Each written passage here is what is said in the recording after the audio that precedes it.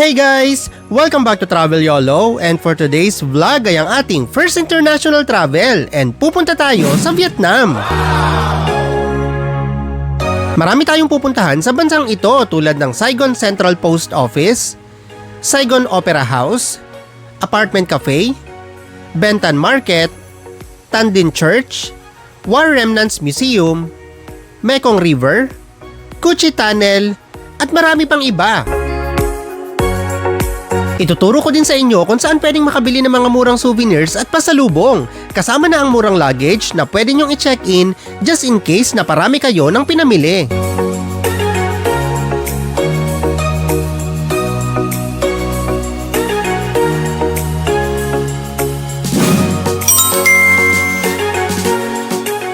"3:44 PM ay nakapila na kami ng mga kasama ko sa immigration sa NAIA Terminal 3 in Manila. Hey guys! So tapos na kami guys sa immigration and finally approved na tayo ng immigration. So wala tayong second screening.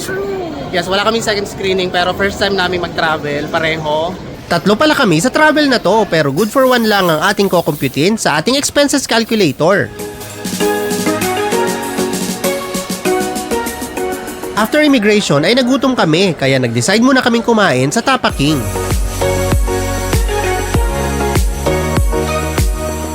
Umorder kami ng tapa with bottled water worth 310 pesos each.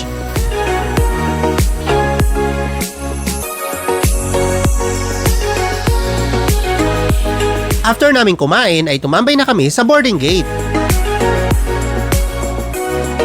7:35 PM na magsimula ang boarding.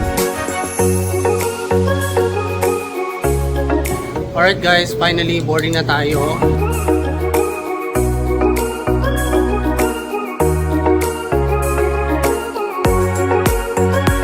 After 2-hour flight ay finally kita na namin ang Ho Chi Minh City mula sa eroplano.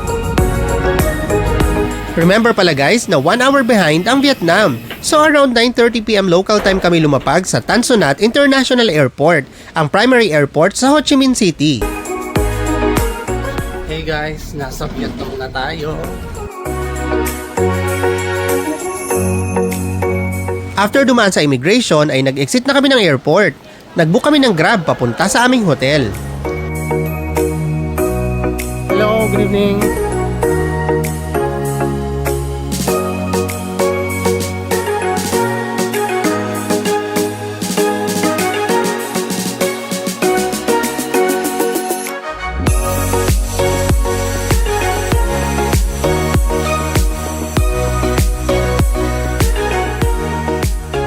Inabot lang ng approximately 15 minutes ang biyahe namin mula sa airport hanggang hotel.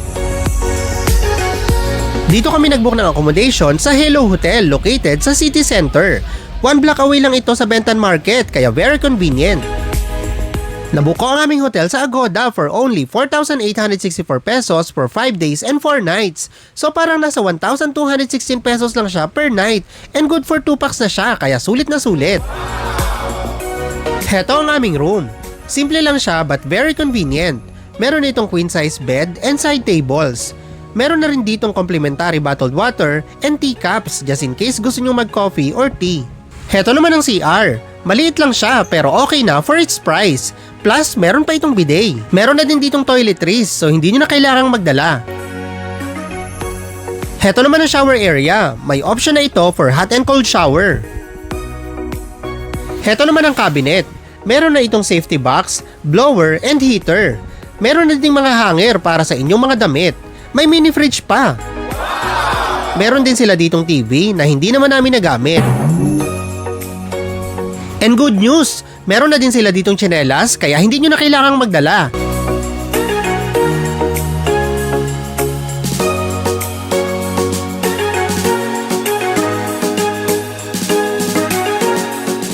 After mag-ayos ng gamit ay lumabas muna kami para kumain.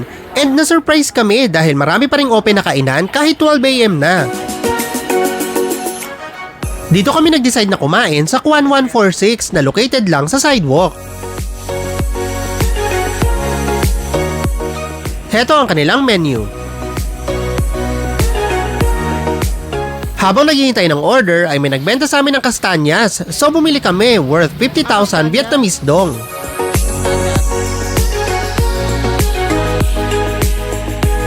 Bago pa dumating ang aming order ay may mga sinerve silang mga dahon.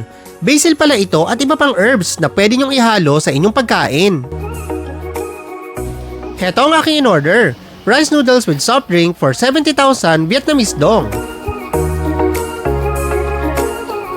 Vietnamese dong pala ang tawag sa currency ng Vietnam kaya madalas nyo itong maririnig sa ating vlog.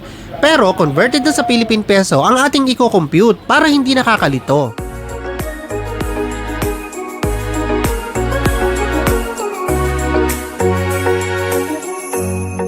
Hey guys, so tapos na kami mag-dinner. Nagulat ako sa presyo ng Coke in can dito. 34 pesos lang siya in peso. It's Sa Coca. atin, sa atin ay 60 pesos yon. So my goodness, pwede naman palang 34 pesos lang yon.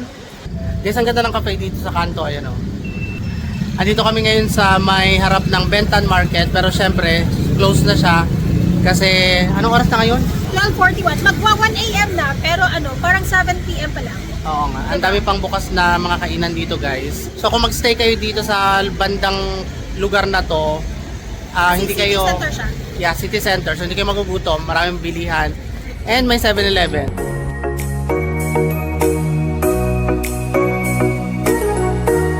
Habang naglilibot ay may nadaanan kaming convenience store. Bumili kami dito ng bottled water and snacks.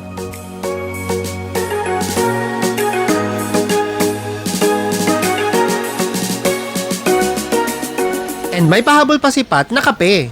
Magkano yan? 59. 59? So that's it guys for our first day here in Vietnam. Marami pa tayong pupuntahan bukas hanggang sa ating 5th day, so please stay tuned. Thank you so much guys for all your support. Please like and subscribe.